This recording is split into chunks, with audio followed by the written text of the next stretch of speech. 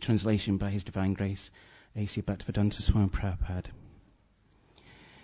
In this way, Sudramana enjoyed sense gratification in the material world, but he was not at all satisfied. Just as the fire never ceases blazing if constantly supplied with drops of fat. Purport. Material desire is just like a blazing fire. If the fire is continually supplied with drops of fat, the fire will increase more and more and never be extinguished. Therefore, the policy of trying to satisfy material desires by catering to one's material demands will never be successful. In modern civilization, everyone is engaged in economic development, which is another way of constantly dropping fat into the material fire. The Western countries have reached to the summit of material civilization, but people are still dissatisfied. Real satisfaction is Krishna consciousness. This is confirmed in the Bhagavad Gita, where Krishna says, Bhavratram yena tapsya savayaloko mushvava sudrasava bhutana jinamasu rekshate. The sages, knowing me as the ultimate purpose of all sacrifices and austerity, the supreme lord of all the planets and demigods, and the benefactor and well-wisher of all living entities, attain peace from the pangs of material misery.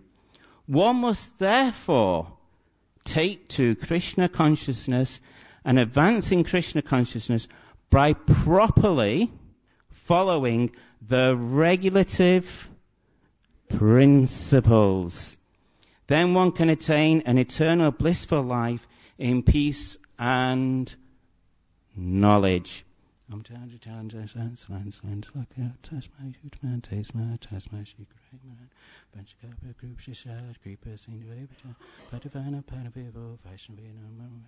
Shri Krishna Chaitanya Prabhu Nityananda Shri Advaita Gadadhar Shivasti Gopatnavinda Hare Krishna Krishna Krishna Hare Hare Hare Rama Rama Rama Hare Hare. In this way, Sudramana enjoyed sense gratification in the material world, but he was not at all satisfied. Just as the fire never ceases blazing if constantly supplied with drops of fat. It's funny, when I first read this, the first thing that entered my mind was initiation. And we see that as the yajna is going on, as the ghee is poured onto the fire increases.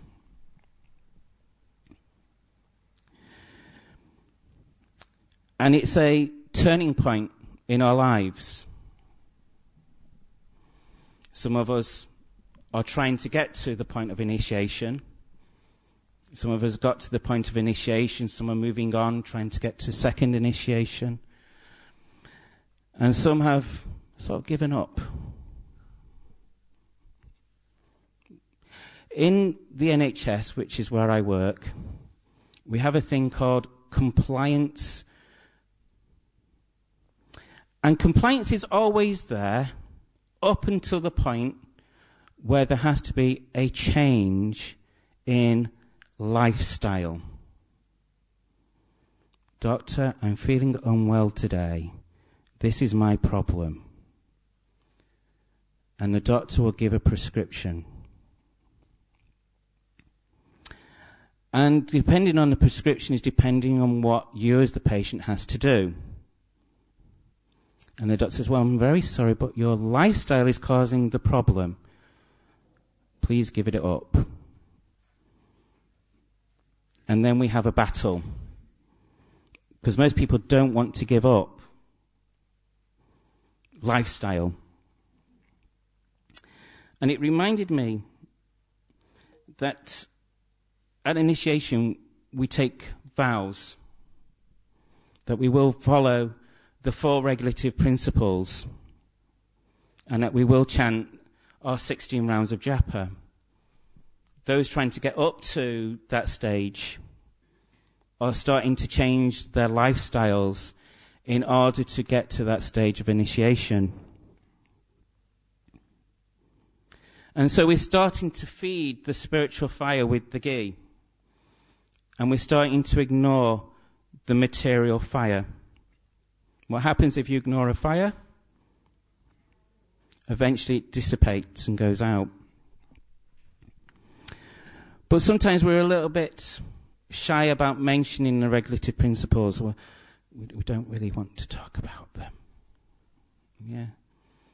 Especially outside of devotee circles, and we're presenting Krishna consciousness, and we go, don't mention the 4 regs. Shh. Yeah, we'll hit them with that later on.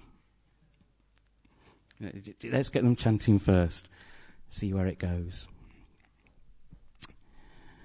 And then what we have is we have the wonderful sloka wallahs who come along, and they have the wonderful slokas that gives us the exemptions. Well, Prabhu, it's okay doing this, but, you don't really have to do it. I've found a lovely sloka here. If you just follow it, 10, 15 years down the line, you're wondering why you're not making any progress in Krishna consciousness. Okay, look at your exemption certificates. Look at how valid they are. And look at your lifestyle. So what I thought I would do is I'd actually take a close look at the regulative principles. And what I'm going to do is I'm going to pull in my 20-odd years of NHS frontline dealing with the problems presented by not following the 4 regulative principles. And hopefully that will focus minds a little bit on how important these 4 regulative principles are, and how actually, so when we present them, we should present them with actually some force. We shouldn't really be too shy.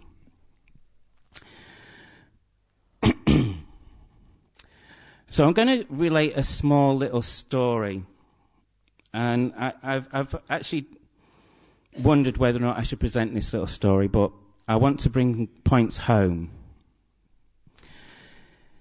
Within the NHS Children's Ward, we occasionally come across incidents that make you stop and think. One of the things that we do have a problem with is young children who have discovered the joys of alcohol and sex life. We're going to play with the big boys now. And it's not unusual to get an emergency referral. And one time we had an emergency referral of a young 14-year-old girl who was found in the streets in a state of disarray, with clothing removed and highly intoxicated. This is not unusual in Western society. 56% of all cases of intoxication in a children's ward involve young ladies. The statistic changes when it comes to adults, but when it comes to children, 56% of all cases involve young ladies. So the young lady came onto the ward highly intoxicated, not too sure who she was, where she lived, what had happened to her, no recollection whatsoever.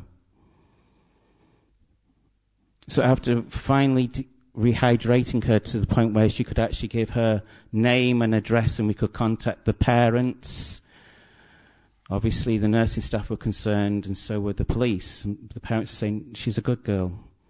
You don't have to do any investigations. You don't have to take the clothes away. You don't have to do any of this.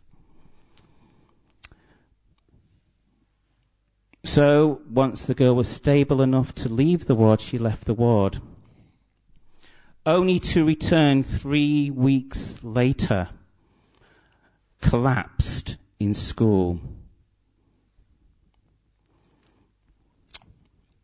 What was the problem? She was pregnant. And she couldn't work out how she was pregnant because she had never had relations with a man.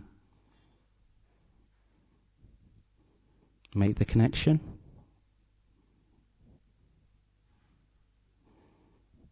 The alcohol. Yeah? I looked at statistics. And I keep on hearing devotees talk about London Harrow. Yeah? It's close, isn't it? I believe? Yeah? Yeah? Okay. So I looked at the 2013 Department of Health statistics. How many abortions do you think were performed in Harrow for 2013?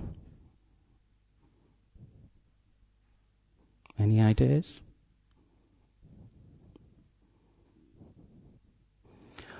1,136 abortions were performed in London Harrow alone, of which 131 were repeat abortions.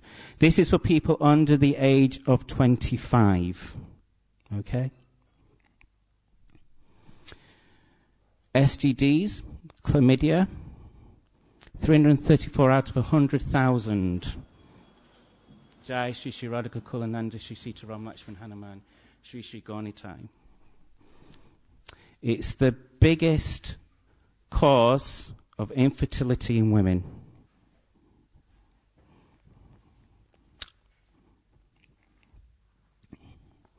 It's interesting that Prabhupada constantly reminds us of this disease of sex life and what actually happens. So the young girl's laid there and she suddenly realized that she's got a child growing inside of her. The father's reaction is, get it aborted. The mother's reaction is just beside herself. And the young girl's life is completely turned upside down. So what is our duty when it comes to sex life? We see material desire, we're getting sold it all the time. The magazines, the songs, the videos to the songs. All saying sex life is good. It's very, very healthy.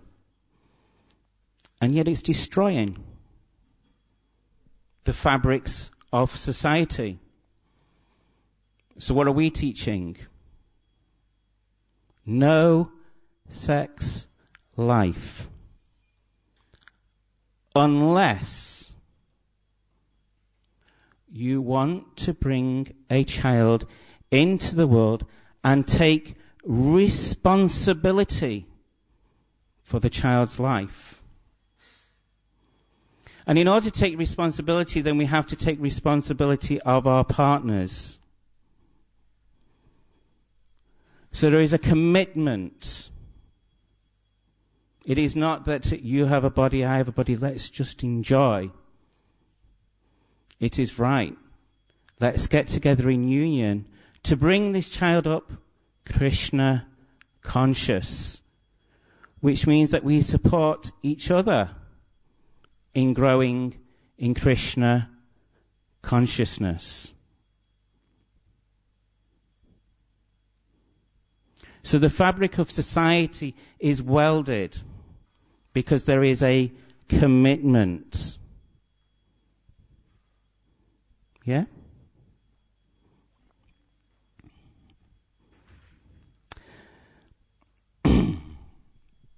Commitment in relationships. It's something that we don't see in society. Well, we'll enjoy ourselves, see how it goes. And, well, if it doesn't work out, well, there's plenty more in the sea. We're all right, so...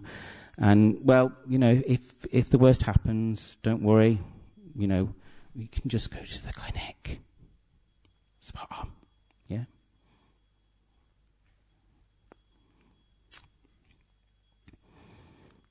Misuse of alcohol cost England approximately £21 billion a year in healthcare, crime, and lost productivity. 2.6 million children live with parents who are drinking hazardly. 705,000 live with parents who are dependent drinkers. The NHS alone is 1.2 million alcohol-related hospital admissions, of which 1.6 million are under 16. Why do we fuel alcohol? Well, it's the way to live, isn't it? It's the way to cope.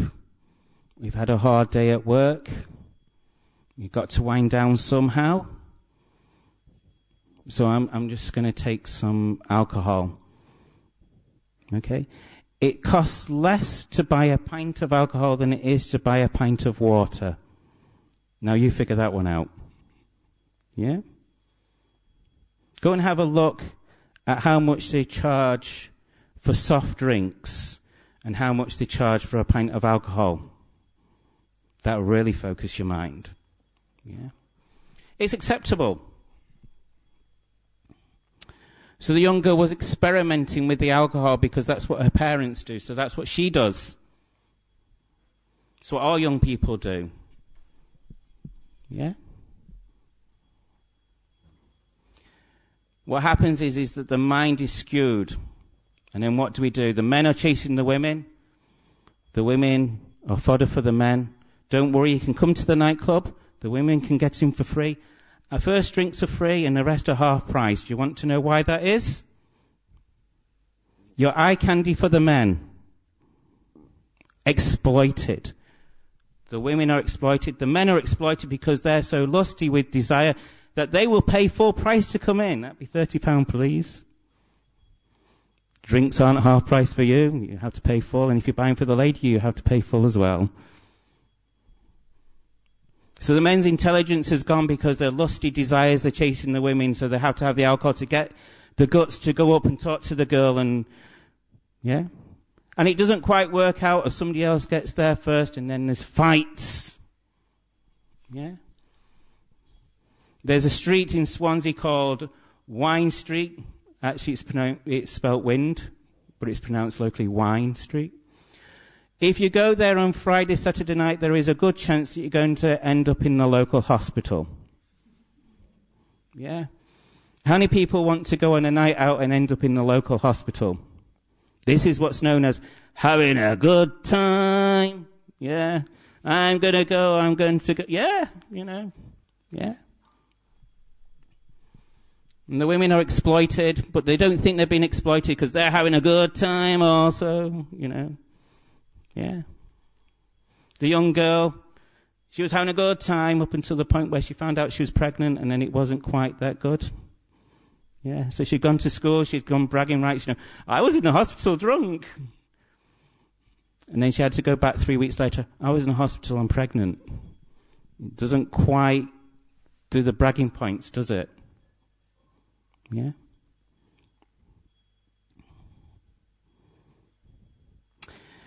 Most divorces, when you actually look at divorces, they centre around two things mainly. Unreasonable behaviour. And why is the unreasonable behaviour generally related to alcohol? Most of the time when the police are called to a home, to a domestic, you can guarantee that generally one of them's drunk. Yeah. I was in the NHS when we started to bring in children-only A&E departments. Why do we have children-only A&E departments? Try admitting a child at night when you have an A&E department full of drunks. And you have a young mother with her 2-week-old child suffering from pertussis, which is a killer if not treated rapidly. And she's faced with an A&E department full of drunks wanting to fight. Why is the police in the A&E departments now? For that particular reason. Yeah. So what do we do for a good time? We miss out the alcohol. We miss out the sex life. We're going to enjoy Kirtan. Haribo. Yeah. We want to get over the miseries of material life. A plate of prasadam and devotee association, what more do you need? You want to pick me up from the distresses of life? Read Srimad Bhagavatam. Take devotee association. We don't need sex life. We don't need alcohol to have the best time in the world. There's no A&E admissions at the end. There's no unwanted pregnancies at the end. And at the end you can remember what you did because you're still in ecstasy. The alcohol wears off. The ecstasy of Kirtan never wears off. The only downside of Kirtan is that some Prabhu decides to finish. We've still got time to go. We've still got vibrant energy. Let's do it. Let's do it. So we're going to go on to gambling. Okay? Any people here like gambling? Really? You're all so intelligent, aren't you? 83% of the UK population likes gambling. The Gambling Commission says that gambling yields £6.3 billion. Okay, per year. £6.3 billion is made from gambling. Okay? What's the reasons why people gamble? Well, 83% said it's because of the big win. It's a double rollover. It's £3.2 million you can win this week. Let's do it. Let's go for it. I'm going to put my £2 on. I know that I need to feed my family, but the £2, if I win, we're made. Okay?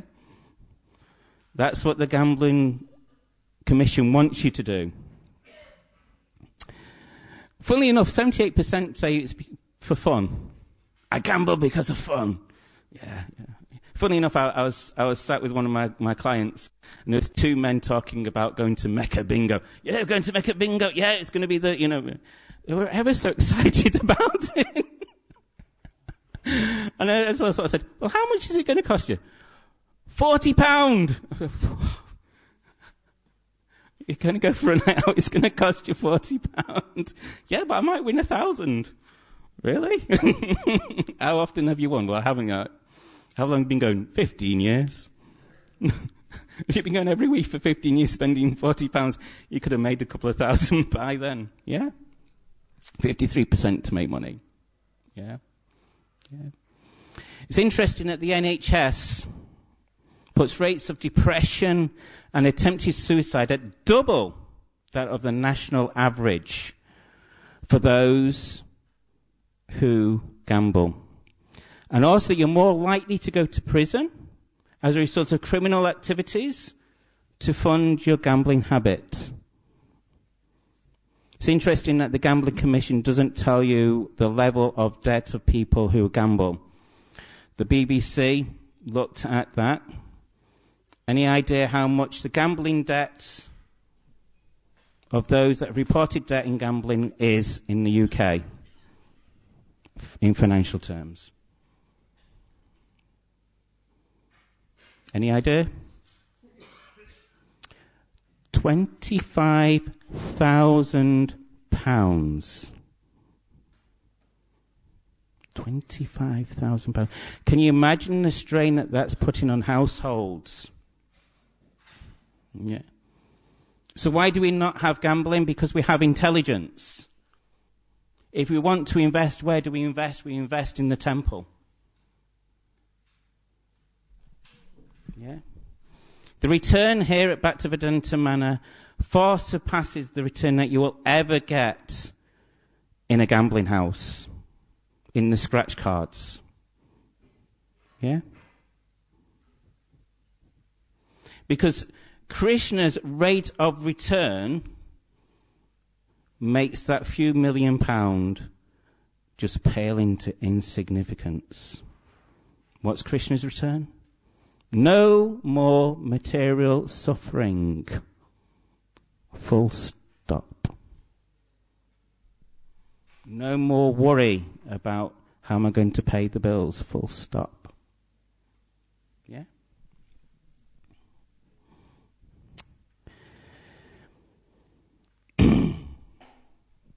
It's interesting that Prabhupada, when he's talking about gambling, points out that there are those that are expert in gambling, and it's interesting that they're the ones that people pull out. Come and look at these real expert gamblers. Look at the one that won the £2.5 million. Aren't they good? Okay. But then we are reminded that, generally speaking, most people are not expert at gambling. Okay? The disrobing of Draupadi came because of gambling. Yeah? The destruction of family life comes because of gambling. Yeah? So that's why we should say, no gambling. Because we're intelligent enough to know that it comes to nothing. And my favourite school subject is the final one. No meat eating. It's interesting that when I go into schools, and I'll actually say to them, okay, tell me about your pet. Sir, I've got a pet. Right? Everybody's got a pet something. Right? And how do they adore them? You won't believe what it did this morning, especially the younger children. Yeah? And then after a while I say, well, can I show you my pet? And so I throw up a lovely picture of one of our young cows. And the one with the young Mataji and she's asleep on the cow? Do you know that picture? It's a beautiful picture. I always throw that one up and say, isn't that the sweetest picture that you've ever seen? Now, please explain to me why you kill and eat. Yeah? Please explain to me why your teachers don't take you to the slaughterhouse for a school visit. Yeah? We want to understand betrayal. Understand betrayal through the eyes of Mother Cow. Do you want to know what the September figures for slaughter in the UK? For September, 46,060 cows and 53,634 heifers, that's basically cows that have not given birth or have only had one birth, were sent to slaughter in the UK. Is that sobering? So the cow gets born, and it's sat in the field, and along comes the farmer. Oh, you're lovely. And the farmer takes so much care of the cow. He feeds it. If it's sick, he gets the fet in. And he spends lots of time making sure that she recovers so nicely. Isn't this so beautiful?